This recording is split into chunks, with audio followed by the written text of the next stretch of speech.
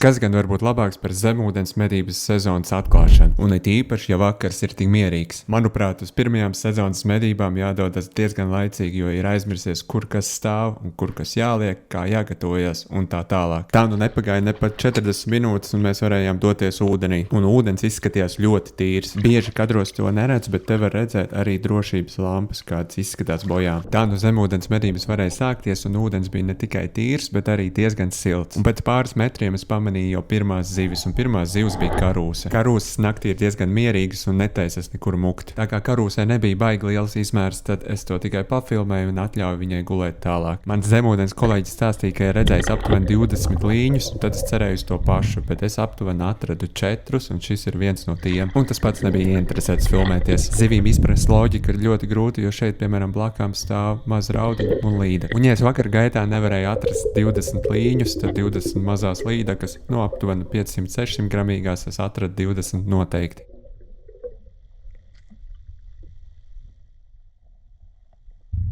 Vienīgais, kas varēja pārspēt līdaku skaitu, noteikti bija asari, jo tie bija vēl vairāk.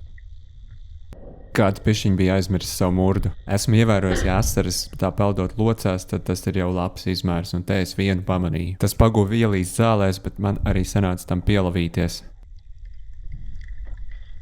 Tā nu pirmais medījums bija rokā, un, protams, ne trofeja, bet tomēr, un peldot uz priekšu, es pamanīju vēl daudzas asaras, bet ne tādā izmērā. Te atkal mazā līdaka, un netālu no mazās līdakas es pamanīju milzu karūsi, jo sākumā likās, ka tā ir karpa. Karūsas svars bija nedaudz vairāk kā 1,5 kg, un tas bija mans personīgais rekords. Tad pēc neilga laika es atradu arī savu līni.